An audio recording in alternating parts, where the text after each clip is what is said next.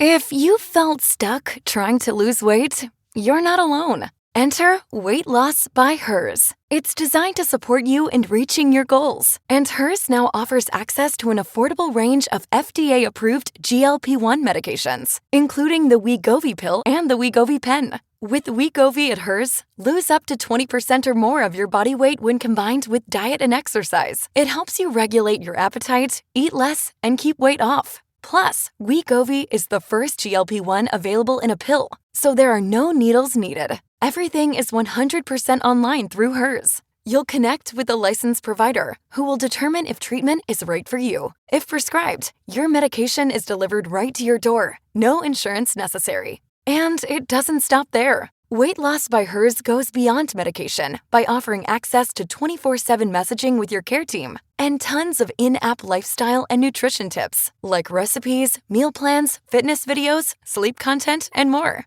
Even better, with a range of affordable GLP-1 options, Hers makes it simple to find an approach that fits your needs and your budget if eligible. You'll get a treatment plan personalized to you and unlimited dosage changes as needed. It's weight loss designed to work with your life. Ready to reach your goals? Visit forhers.com/women to get personalized, affordable care that gets you. That's forhers.com/women. forhers.com/women. Weight Loss by Hers is not available in all 50 states. Wegovy is the registered trademark of Novo Nordisk A/S. To get started and learn more, including important safety information, Wegovy clinical study information, and restrictions, visit forhers.com. Most people don't realize how much their personal information is being bought and sold every day. Data brokers are making billions, pulling details about you from public records and the internet, and then packaging and selling it, usually without your consent. That's how your information lands in the hands of scammers, spammers, even stalkers. It's why you get endless robocalls and why ads seem to follow you everywhere. That's where Aura comes in. Aura actively removes your data from broker sites and keeps it off. They also instantly alert you if your information shows up in a breach or on the dark web. But Aura goes beyond data protection. With one app, you get a VPN, antivirus, password manager, spam call protection, dark web monitoring, and even up to $5 million in identity theft insurance, all backed by 24/7 US-based fraud support. Other companies might sell just credit monitoring or just a VPN. Aura gives you all of it, together, at the same price competitors charge for just one service. Start your free trial today at aura.com/remove. Protect yourself now at aura.com/remove. Oh, what are you doing? I'll tell you what you're doing. You're listening to the Elder Scrolls Lorecast. Either you are, or I'll be skipping rope with your entrails. Ta-ta. This is the Elder Scrolls Lorecast, your source for lore and so much more. Adventurers, welcome back to the Elder Scrolls Lorecast. This week, we're doing something a little bit different. We were talking about iceberg stuff in recent weeks. We had our patron chat recently, but this week we have a very special guest to talk about the lore behind the night market and what's going on with that, with some cool theories that I haven't heard yet. Lotus heard some about this. I haven't heard yet. I'm excited. I'm excited to get into it. But Tom and Lotus, and also Benefactor is joining us. Benefactor, welcome to the show. It's so nice to have you on. You come up a lot, as Lotus and I are talking about different people in the community. And how would people know you? Where would they recognize you from? Thank you. I'm happy to be on the show. I'm Benefactor. I represent the Imperial Library. So it's the imperiallibrary.info. We hold all the books from every Elder Scrolls game and a lot of out-of-game text as well. Yeah, that's awesome. And we've been referencing some of the different things on the site recently with the Benefactor iceberg is literally my connection from UESP to the Imperial Library, which we're always like, oh yeah, there's pretty much two go-tos that you can do for every single thing, and you'll probably find it between the two. And I was going to say, the Imperial Library, as we've mentioned before, it just does so much with out-of-game documentation that is also incredibly useful. It's where we pull almost all of the Kirkbride references from. Right, Ted Peterson, like a lot of that stuff. We've done, in the last 6 months, we've used your website so many times. So thank you for what you do. It definitely helps us when we're doubling down on, research and like, is this really what I remember? And looking things back up. So welcome. We're so glad that you're here. Now, Lotus, I don't know if you want to give people an introduction to the night market. It's something that's been available in ESO for just a little while now. And a number of people have jumped back in. I know you guys have talked about it on Tales, but for our listeners, can you give them just kind of a brief breakdown? And so our listeners know, we're not going so much into the mechanics of this as the what's actually going on in the lore and how does this place exist and who's behind it and all of that. So so if you're interested in the gameplay stuff, you can check out Tales of Tamriel. That's fine. We went on a 2-hour rant last time about how much fun Ark was having with it, but it's like a group thing. So that's just the long and the short. And some people are like, wow, it's really hard and they're getting killed. And some people are like, yeah, that's great. And other people are like, it's too hard. So there's a whole debate around that. We're not going to get into that here, but just like to give them like the quick little 2-minute summary about like, what even is it? So the night market is actually this like world between worlds. We've talked about Fargrave on the show before, which is like this connecting plane that kind of attaches Nirn and portions of Oblivion. It's like its own little mini realm of Oblivion that's kind of in between lots of things. A lot of times I look at it like because I've mentioned many times that I love the art style to Fargrave, and it's like this. It makes me think of like a connecting bridge between the worlds type of deal. And there's people like and Daedra, and there's a whole like mix of stuff going on there. Not all the Daedra are hostile in this area. It's a much more neutral zone, which is an interesting twist because oftentimes you don't really have too many cordial situations involving Daedra and mortals. But the night market is essentially a marketplace section that is not always there. It shifts in and out, and it's essentially like a hub plaza. That's how could I put this?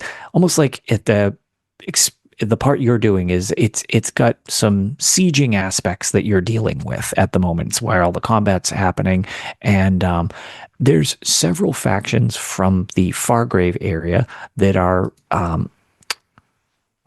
vying for position in this zone. You've got the Glittering Goad, the Ruckus, and the Thousand Eyes. Everybody should just pledge to the Thousand Eyes. They're the coolest. And correct me if I'm wrong here. One of them is like the money one of them is like the strength and power one, and one of them is like the knowledge one, right? Yes, you can condense it totally down to the gold, the people who love money. Yeah.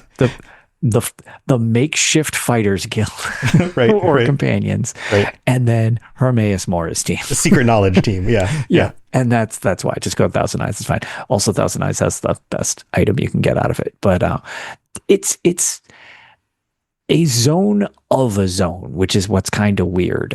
So it's just there temporarily, and then it will come back in phases. So that's really what it is, and what you're doing in game is experiencing this and siding with the sides that are battling in these districts to do various tasks and stuff like that. Okay, so you go into this, you meet a guy outside the zone, you pick a faction, and then for the season, for as long as this zone is open, and it's only open for a few weeks, right?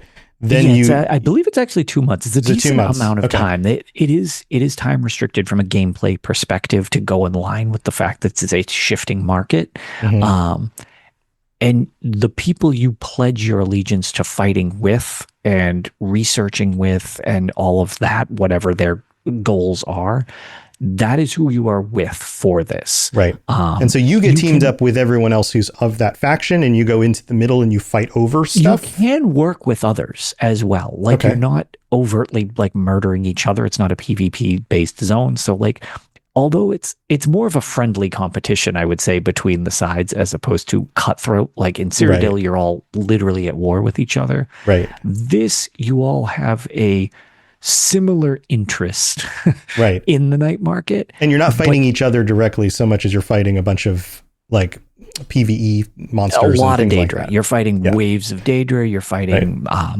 district well, they're bosses in game, but like district leaders and stuff like that.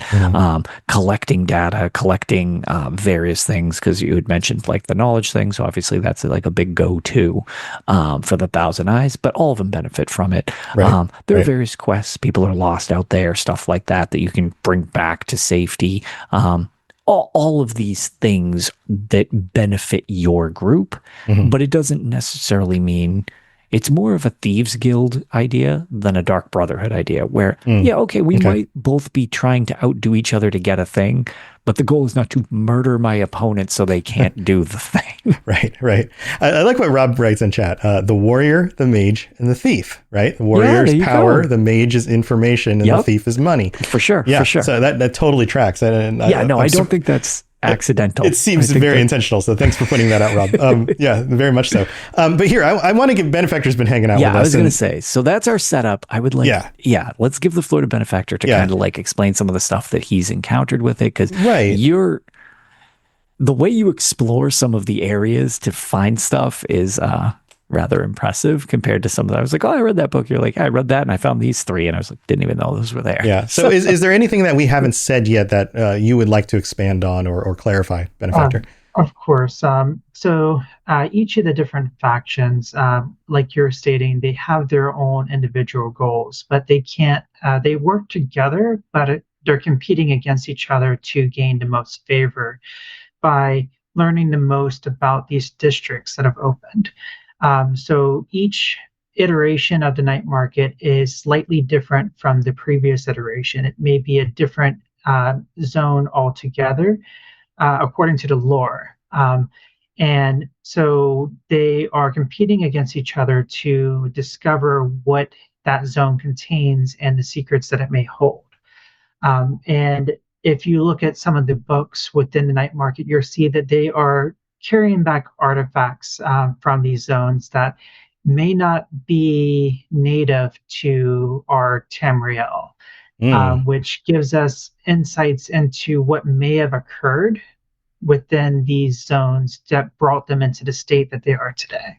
Okay, so I immediately have questions, right? Not native to Tamriel, meaning from Plains of Oblivion? Are they Daedric Prince items, or are they from like a different Kelpa? Or it depends on how spoilery that we want to get. This is a lorecast, so with lorecast we try to be more cognizant on tales. Lorecast, I would say, if you're listening to this, you want to know the details, so you can spoil things. If you want to be totally blind to this, definitely maybe wait until you played more. But we are going to get into the actual theories and like details of the night market. Absolutely. And the general thought is, if you're listening to a lore show, you're there for the spoilers, right? Right, it's got it. That's why you're here. So if you're not, if you want to play. If you're not, save the episode, go play a bit, explore, and then come back and see if it verifies any of your theories. But in that case, big spoiler, Fargrave, we learn, is one of the realms of Athelia, the Prince of Many Paths. And so using that logic, it's safe to assume, in my opinion, that these other realms that we are encroaching upon are other realms of that are on the many paths, doors to the many paths. So in each of these, there seems to be a calamity or something that happened that brought it into the state that it's in. When you explore each of these zones, you're finding different hints at what may have occurred to bring it into its current state. And that's the beauty of these zones, is that there's no right or wrong answer. It's just theories on what could have happened. And I'm looking forward to the community putting together some of the clues and figuring out what they believe happened.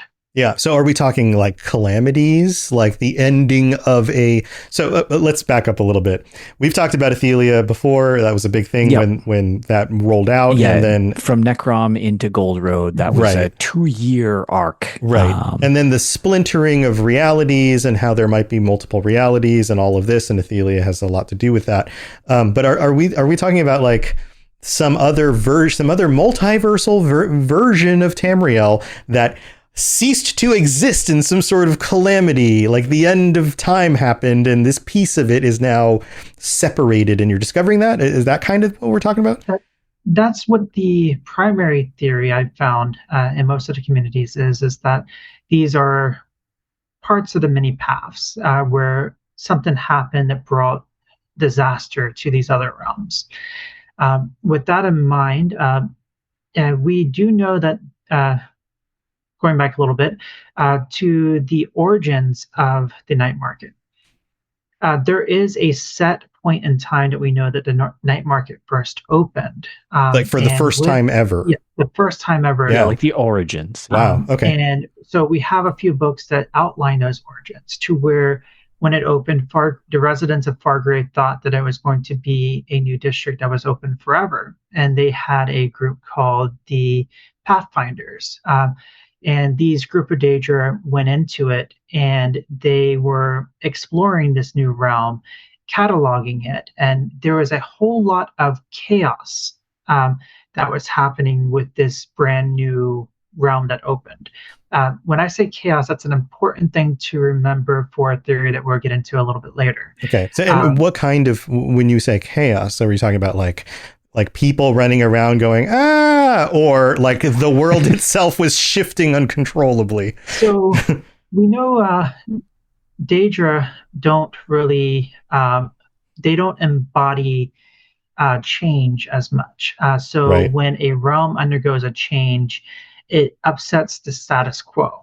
You didn't have barriers in place that are in the current night market, meaning that there was enemies coming through from the other side, and then you had the Pathfinders going through to the night market, and it would have been chaos at that point, according to the books that we have, that led to many factions vying for power, for controlling this new region. Okay. Yeah, I like that point about the Daedra, and like they want things to be consistent in the same way always. And it's one of those things that they don't understand about mortals, and how malleable and adjusting people can be. Like change is a painful experience. Right. Right. They don't like change. Whereas like change is the thing that mortals deal with all the time. The world is constantly changing. Based on time, we're always changing. Right. Yeah. We start as little things and we grow up and we get older. Yeah, we literally are changing every second. Right. And so that's interesting. Okay. So you've got this like shifting realm, which to the Daedra is mysterious and disturbing on kind of a fundamental level. I think that's really cool.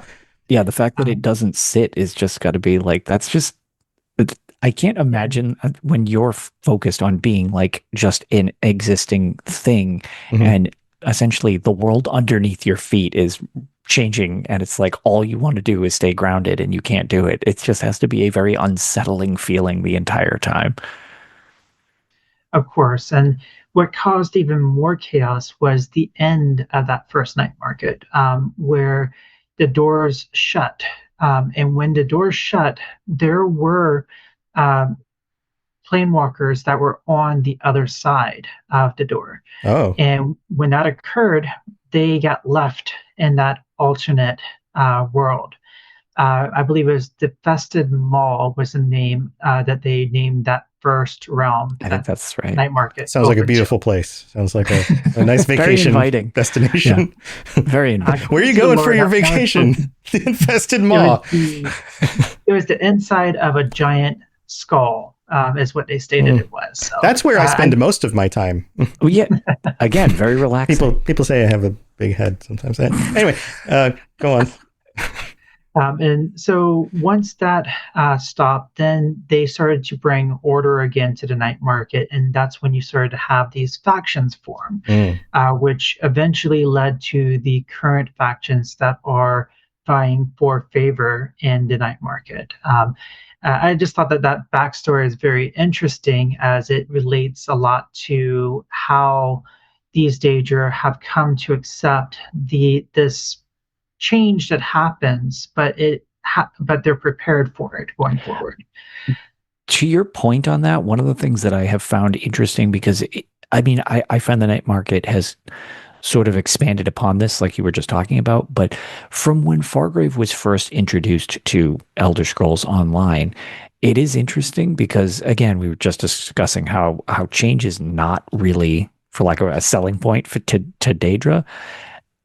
Most of the denizens of Fargrave, and I think that's probably why you can interact with them, seem much more open to things not being exactly as you deal with majority of Daedra. Like they're like they've learned to adjust to the situation. They almost have become more malleable to the situation they're in, just because I almost want to say it's like a desensitizing experience. Well, we've been dealing with change enough that it's like, well, we can kind of make do with this. And they got their sea legs. They're like people who haven't been on a boat, and then eventually you spend enough time on a boat and you get used to it. You just get used to it. It's kind of like that's this middle ground when you're dealing with this district, with this demiplane, whatever you want to call Fargrave and its associated events. It sort of has a effect of the people who would live there sort of don't fit the typical mold of a lot of Daedra. I mean, they do in a lot of ways, but it's just like they act different, they interact different. You can communicate with them and just trade with them casually and stuff like that a lot of times, which is not usually what you're dealing with when you're dealing with Daedra. Right. So we have the 3 different factions, and they all have different reasons for being there, like we discussed, power, wealth, knowledge, that sort of thing. What do we do? I know we get introduced to each of their leaders, and those are the people that we like talk to the most. What's the lore behind that for people who haven't explored that at all? Like, who are these leaders? I don't know if Benefactor, if you want to answer that one, or Lotus. Yeah, I was going to say, if you want to jump in, feel free. How about we talk about each one? I want to start with Malto. Let's get into rat. I was going to say the rat. The Daedra. Daedra, yeah. He's my favorite of them all. Anything Hermaeus Moore, even slightly adjacent, is I always go for it. I want that knowledge. I'm always craving. So it fits right up my alley. And his faction is very, let's talk about him first. He's very silent. He never speaks. He talks through an intermediary, which is a Malmor, which I am loving the Malmor content that we're getting in ESO. I do too. Yeah. Every DLC, we're getting more and more Malmor. Yep. Oh, you just heard it right now. Elder Scrolls 6, Malmor, new race, new playable race, right here. Breaking news. Yep. Breaking news. That's not actually breaking news. Nobody quote me on that, but that would be amazing. Well, what happens is if it ever does get announced, then quote Tom. Then quote me and be like, holy crap, Tom predicted it. See, this is how predictions work. You throw enough stuff out there, and eventually one of your dumb ideas actually sticks for some reason. But anyway, go on. It's going to happen one day. One day. So this Malmor gives you the quest to go into the night market and introduces you to several of the denizens to get you acquainted with it. But she was saved by the stage rat and recruited to basically be her mouth. And when you're talking to her, it almost seems like at times that she is taken over by the Daedrat and who speaks through her with the same cadence that you would have seen from previous Daedrats that we've encountered. Right. That have right. Like some of the world-destroying ones. Yes. Yes. Now, there's a very interesting feature of Malta that I find very fascinating. If you look at his tail, you will see that there is a knot on his tail. And if you look at the emblem for the faction, the Thousand Eyes, you'll see that it is a group of rats all together being tied together by their tail, which is, I believe it's called a rat king. You have it, we have several instances in real life to where rats in small quarters, they get their tails intertwined and they become a rat king because they're connected together. That's horrifying, by the way. It's an absolute horrifying thing. This implies that he was a Daedrat that was a part of a colony, but he's the only one either remaining or he got separated from that colony. Right, or somebody cut the other tails off. Yeah. Yes. And the Malmor, she's another story altogether that's very fascinating. If you talk to her, she will, you can actually ask her for knowledge, and she will give you a word of the day and a definition, such as what the spots on an Elder Scroll or that you see in your vision. I think it's called Libercus. And there's like 10 or so of these words she'll give you that just add a little bit more flavor to the world. That's cool. All right, so there's a lot there. Like I get where you're going with this. There's these little hints, like something else that's going on, something a little bit deeper. Yeah. The story's there, but you need to look for a lot more of it than they've. I will say ESO does a lot of good storytelling, but some of it they kind of just like they really kind of shove it in your face. And I find this whole district has been kind of interesting because a lot of it is subtle. Yeah. And sometimes it's like they'll reiterate the same thing over and over again. It's not very deep. And then it's like, okay, well, there's nothing else here. Can we move the story forward, please? Correct. Right. And I feel that they sort of have changed several things, but this district, a lot more of it is just kind of subtly there, like you pointed out. It was funny when you were talking about the rat tail thing. I brought it up and I was looking at it. I was like, I did not even notice that. That's interesting. So I actually didn't know about that one till you just said that one.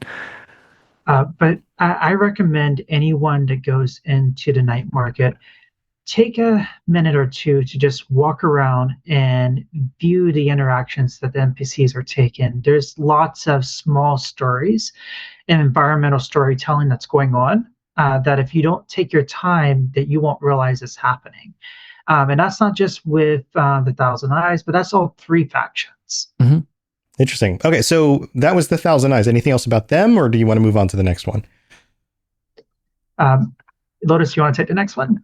No, it's all right. I'll actually let you kind of, because you've got, I feel like you've got a good grasp of this. And since you're not on as much, I was going to, like, case in point, I didn't even notice the rat tails. So I know the overview of these. I'm curious if there's a couple more things that I'm about to learn from these two. There's a big Khajiit, right? There's the big kitty cat one. Yeah, all right. What's the deal with that one? Because like we talked about earlier, I haven't really dug into this yet. So we're going straight to the ruckus next. Sure. So, let's talk about them. I do apologize. I've been focusing most of my attention on the Thousand Eyes, so I'm not as familiar with the other 2 faction leaders, but I do know a little bit.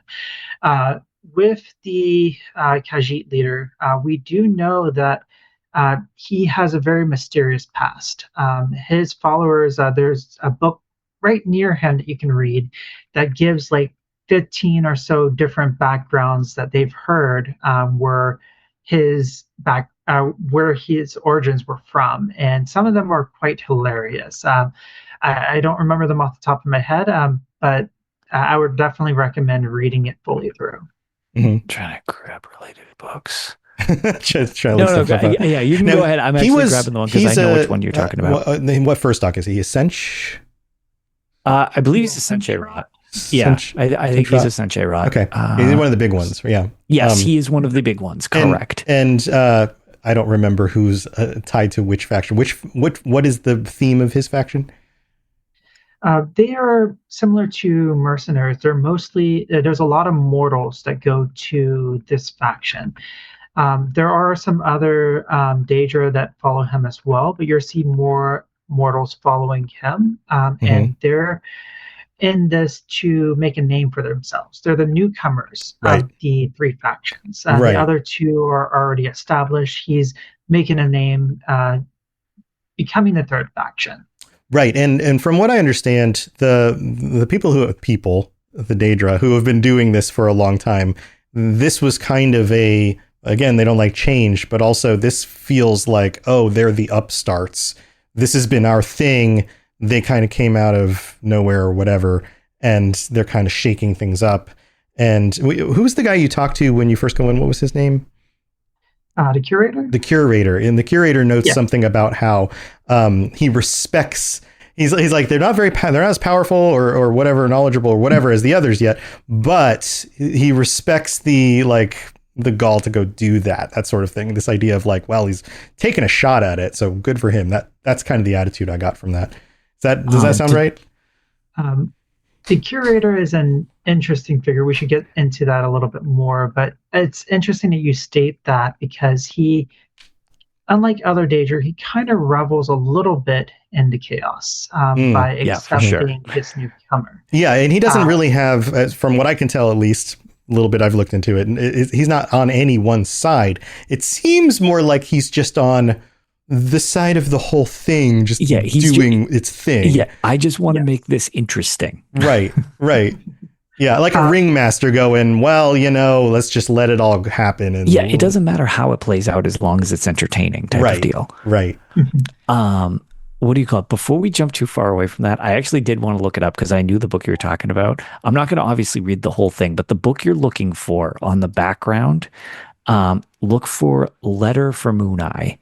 And it's almost like an itemized list of possible theories of the background to that point. Oh, interesting. And yeah, so just a couple of them, because there are a ton of them, so I'm not going to read them all, but they are really kind of funny, to the point of you escaped from one of the past districts.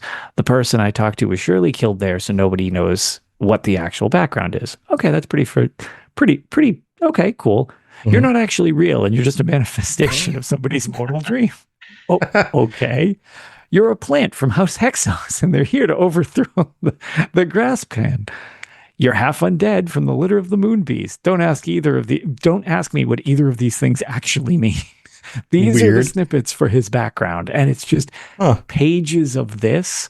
So it is a pretty funny read if you want to have, because they're all kind of all over the place, so you don't get any actual idea of what it is.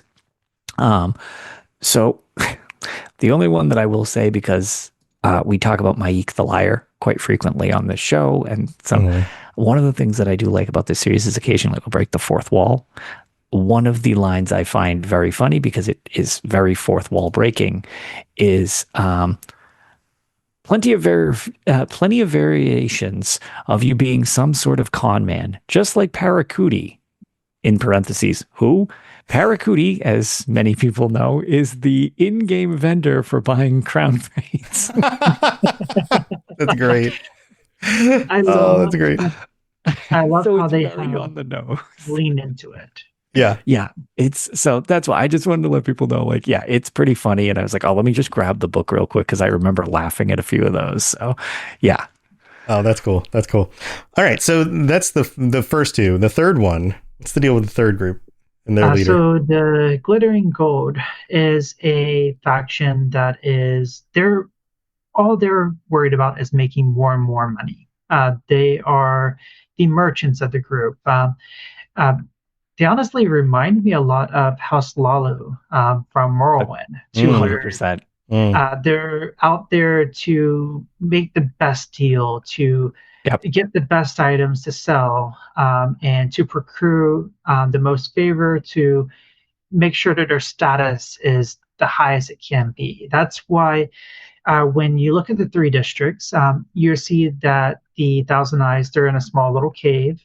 Then you have the Ruckus, which is off in the corner.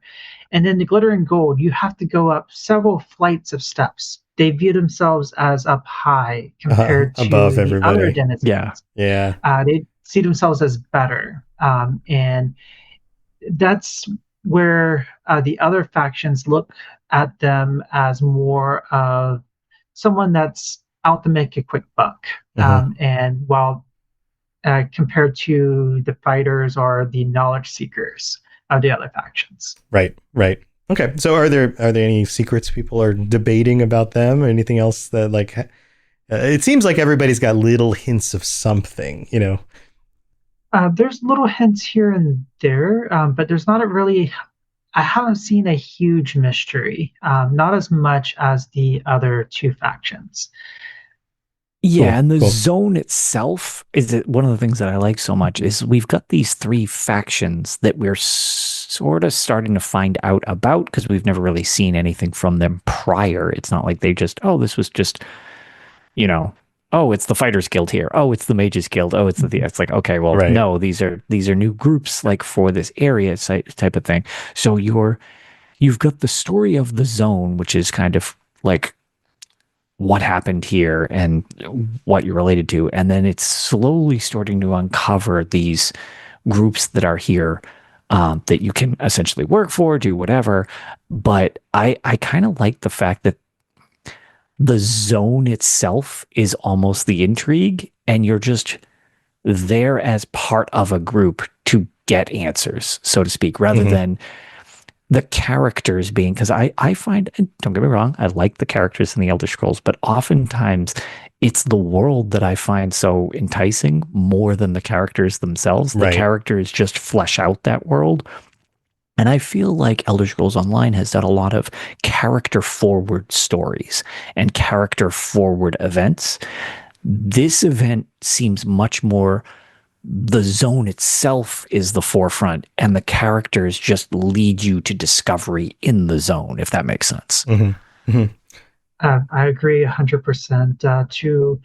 This zone is not just about the story that you go through quest. It's about piecing together the world, looking at the environmental storytelling, putting together the small clues that you have to tell an overarching story about the main character, which is the actual zone itself. Yeah. Right. So on questions about the zone, we know that this is a transient thing. This is a thing that pops up and goes away and pops up and goes away. Is there a general consensus or understanding around what people expect for future, let's call them seasons? So let's say if this is the first season of the night market, it's going to go away, but then maybe they roll out season 2 a few months later. Is it going to look completely different? Is it going to be the same type of, like the physical layout's going to be the same, but maybe the factions are slightly different? Or maybe it's physically the same, but now everything's on fire? Like, do we have any sense of where this might go? We do have a book that actually outlines that as the night market has gone on, the number of times that a zone returns has actually been increasing over time. Meaning that I suspect that we're going to see these same zones with minor alterations to them. Okay, so same layouts of buildings and passageways and all of that. Yes. Okay, so it's not like all of a sudden, season 2, we're going to be like, oh, and now it's a desert world. Right. But maybe the option that something new will come up. Something, a brand new zone will pop up and we'll have something new to discover. Interesting. Yeah, and much like what Benefactor was just saying, I definitely think both lore-wise as well as just logistically from a gameplay standpoint, I think it will be similar to that point. Like, I do think it's going to be like a similar setting because everything kind of implies that it's got a similar experience, but depending upon essentially what path you're on, you might experience something different. So I think the layout could be very similar regardless of when you go or what season you're in, quote unquote. But what is in that district and the finer details of that district, depending upon like, oh, well, this is where it is now. It could have a totally different experience within the same confines of like, here's this building. And just for a cheesy example, like you said, oh, is it on fire? Okay, in this existence, it's on fire. In this existence, like maybe it's like the sky's red frozen. And there are meteors falling out of the sky. Yeah. Right. In this existence, it's covered in tentacle monsters. Like there's variations like that. Probably not quite so ridiculous and stupid like I just threw out. But maybe exactly those things. It makes sense. Yeah. From a every studio has only so many people who work on things and so much time to turn things around, right?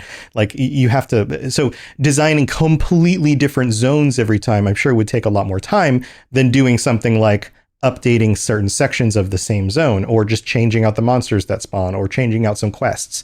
That kind of stuff can be iterated on more quickly. So I'd imagine that's the stuff we're going to see first, but it seems like they're not ruling out the possibility for maybe a season comes and it's completely different, and then that goes away and we get another more familiar one again after that, if they wanted to. For sure. And also in that, without, speculation's fun. So, but like we're not obviously have anything like this type of thing is confirmed, but currently we have access to 3 districts of the night market,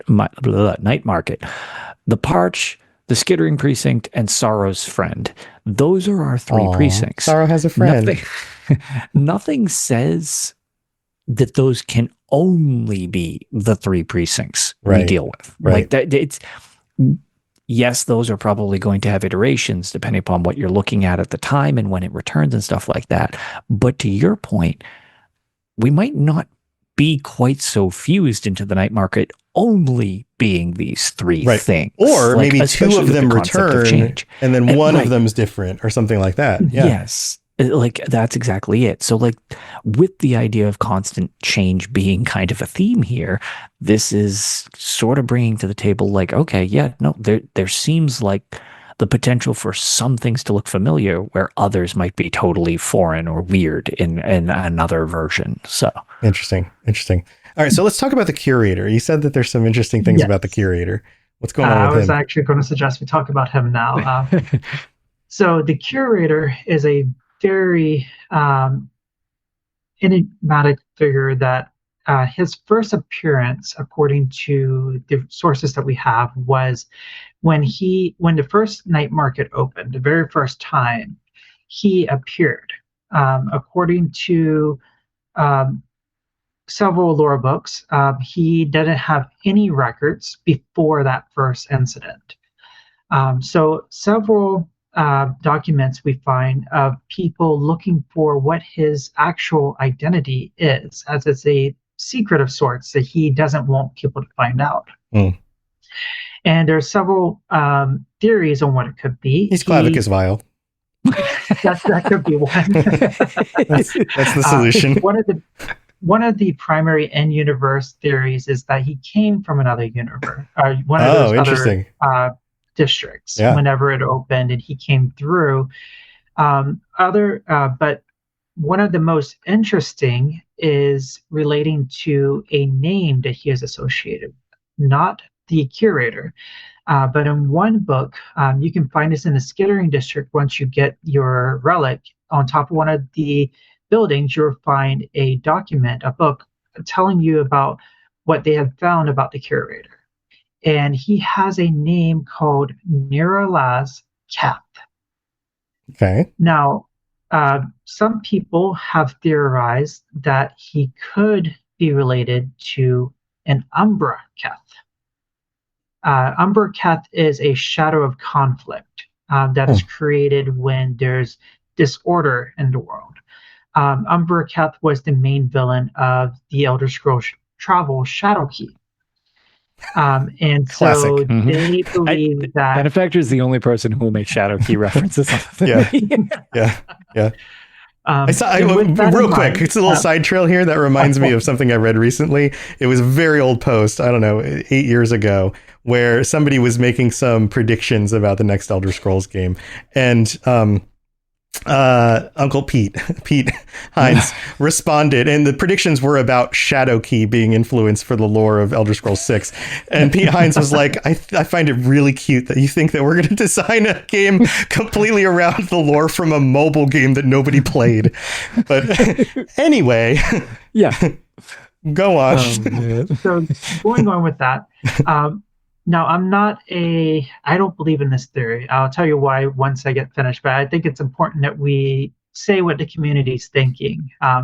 So this thought is because the Kath part of the name, that he's related to a conflict. He first came into existence, as far as we know, when a conflict of the night market opened, which was known as a time of great chaos, which does support that theory. Now, why I am not someone that supports it is because of the first name, which is Niralaz. And that's because it is a variation of an Iliad etymology, to where the first part, Niril, actually means final in Iliad. So if Kath means conflict and Niril means final, not knowing what the suffix changes that to, it would be something along the lines of final conflict. Right. Which seems similar to the way some of these places ended and then ended up in the night market. Yes. So, okay. So he was either one of two ways you can be able to spend this, because we don't know what that as a suffix adjusts the final two. Okay. So with that in mind, it could be he is the final conflict of a district. So he was the one that caused the downfall. Okay, so another, just these things just pop into my head as you talk. He's the Akatosh of multiversal Tamriels. Not quite. He did something in his original district that caused the night market, a calamity of his own that caused the night market to exist and to occur. That's one theory. Another way that you could take final conflict is he's the finalizer of conflict, meaning that he is the person that settles conflict, which would put him into a position of finding people to settle the conflicts of these districts. So not so much of a person that caused destruction, but somebody that's there as a warden to keep the destruction from spreading and to take care of the problem as they open to these different districts. Interesting. Yeah, it's almost like a referee. Yeah, yes. or a firefighter. Putting out the fires. Theory that I go towards is that he's that referee. It fits his character. He keeps the different factions of the night market from infighting and going against the stricture, which is the rules of Fargrave that they can't fight each other. Got it.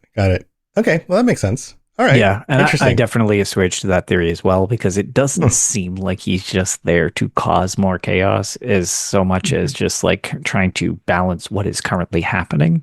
So I'm kind of more of like, yeah, no, I don't think he's necessarily here to just like nuke everything.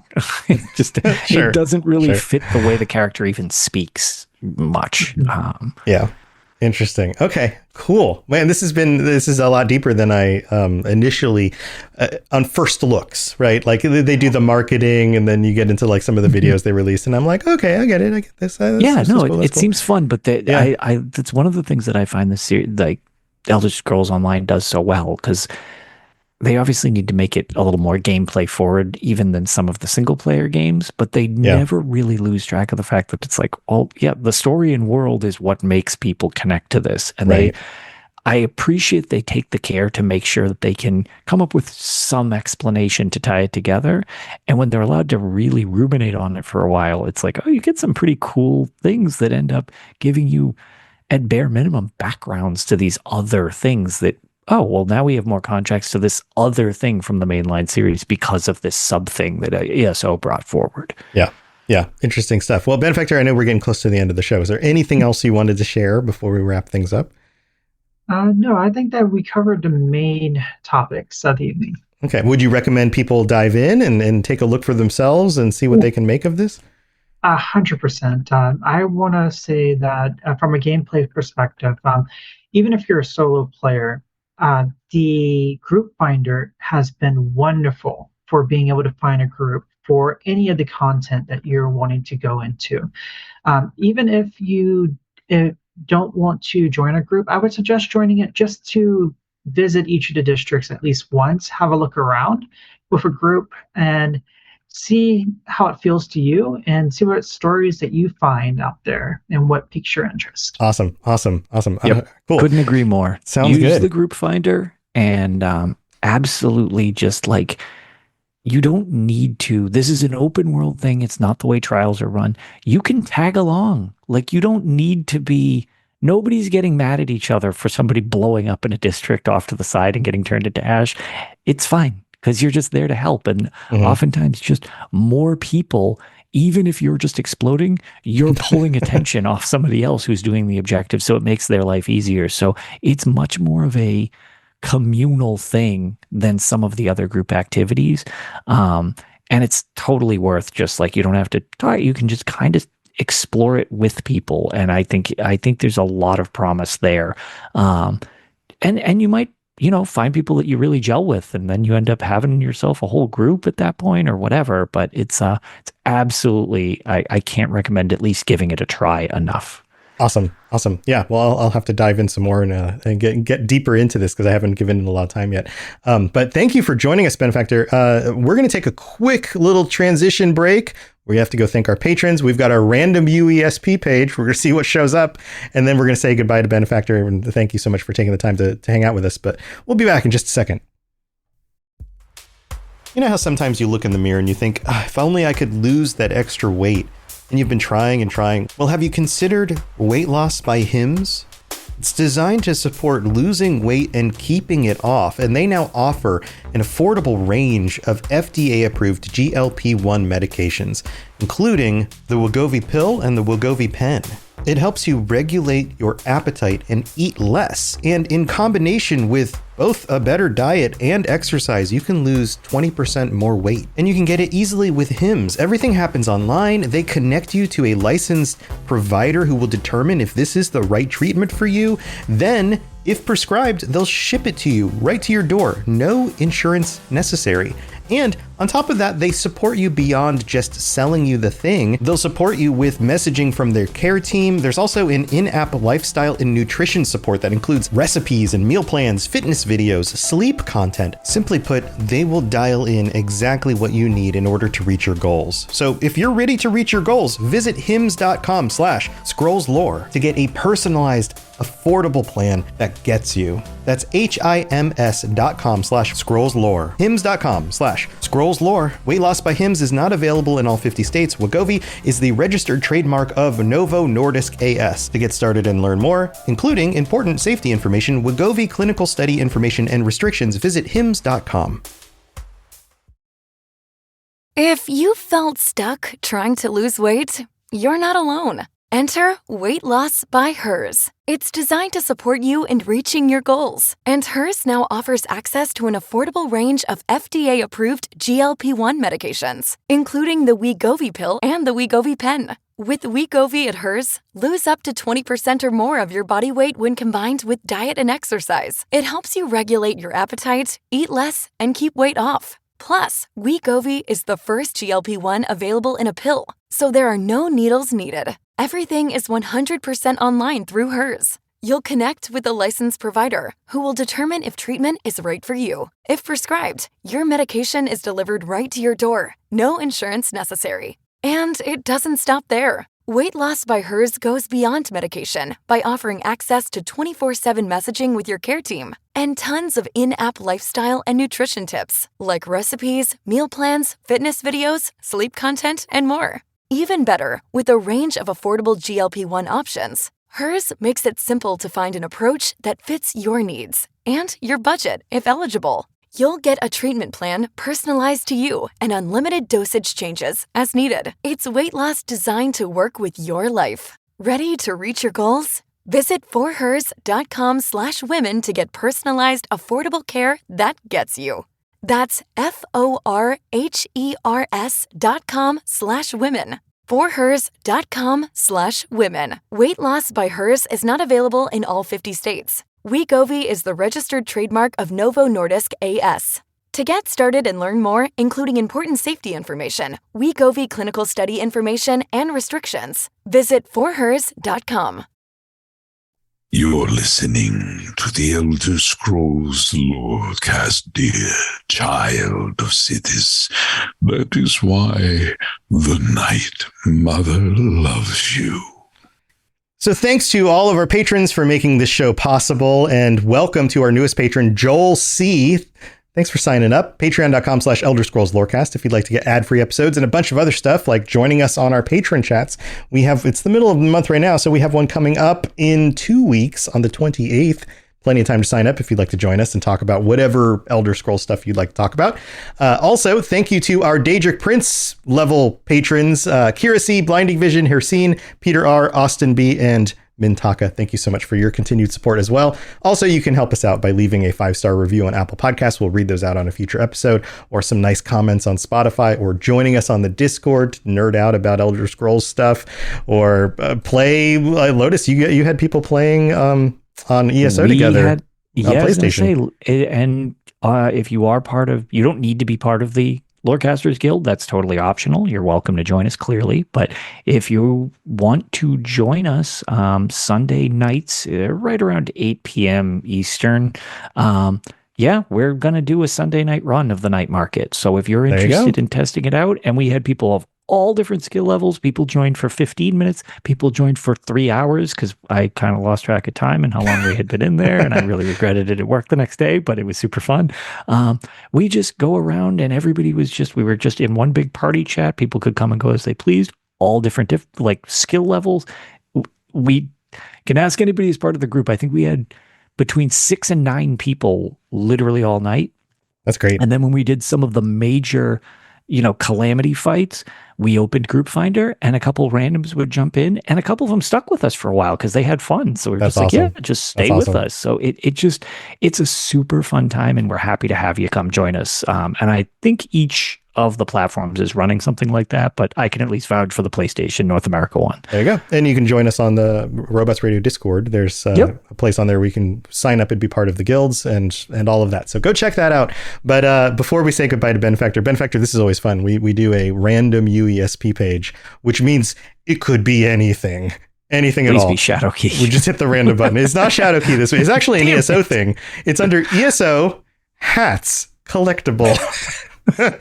These really are as random as it gets. It's the Radius Mask. So this was, it says here, Clockwork Apostles who must venture into the frequently inclement weather outside the Brass Fortress protect their eyes and faces by wearing a Radius Mask of synthetic wool and vitrine. Mysterious. It actually says mysterious. Perfect. I have this. This is I've used this look on my main character.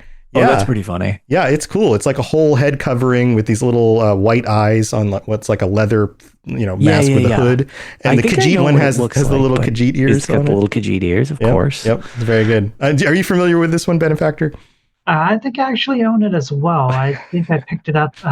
Correct me if I'm wrong, but it came up from one of the crates. Yeah, the Flame Atronach crate. Yeah, you're correct. Okay. Yep. Yeah. It was a long time ago I picked that one up. Nice. Yeah. So yeah, I could tell you more about it. Like the price, you guys don't want to know.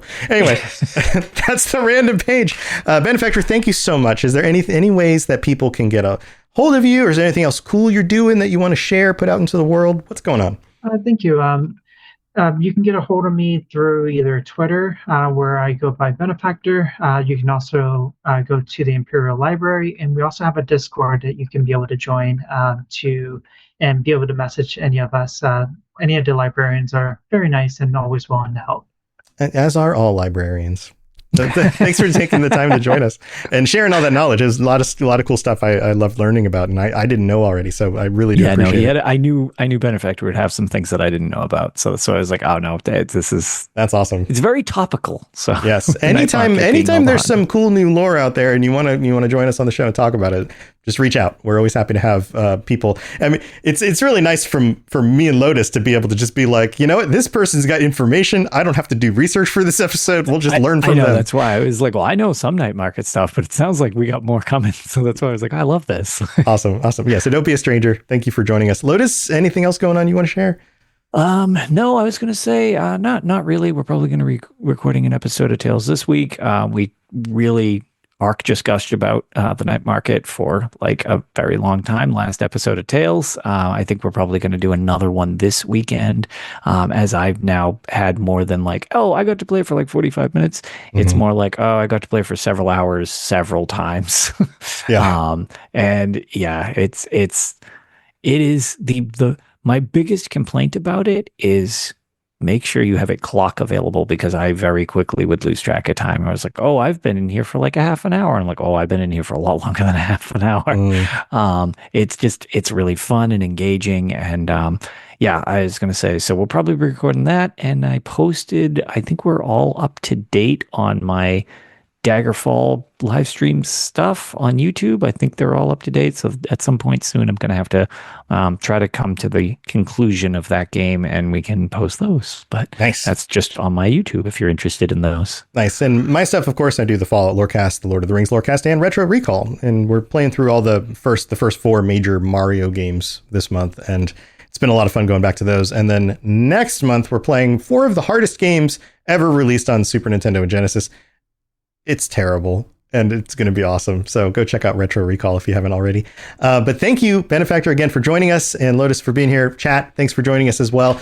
Lotus and I will be back next week, probably with another Iceberg episode, because we'll go back to our Iceberg deeper finally into that stuff. But we bounce around between things every week. But thanks for being here and supporting the show, and go check out the Night Market. Let us know what you think. Let us know what faction you decided to join, and if you discover any other cool lore that we haven't discussed yet. So we'd love to hear more about it.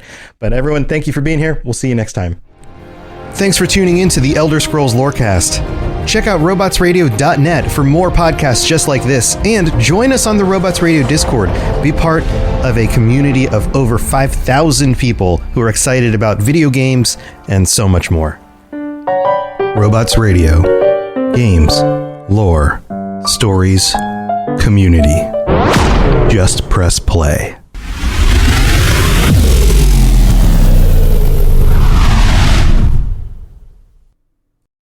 Most people don't realize how much their personal information is being bought and sold every day. Data brokers are making billions, pulling details about you from public records and the internet, and then packaging and selling it, usually without your consent. That's how your information lands in the hands of scammers, spammers, even stalkers. It's why you get endless robocalls and why ads seem to follow you everywhere. That's where Aura comes in. Aura actively removes your data from broker sites and keeps it off. They also instantly alert you if your information shows up in a breach or on the dark web. But Aura goes beyond data protection. With one app, you get a VPN, antivirus, password manager, spam call protection, dark web monitoring, and even up to $5 million in identity theft insurance, all backed by 24/7 US-based fraud support. Other companies might sell just credit monitoring or just a VPN.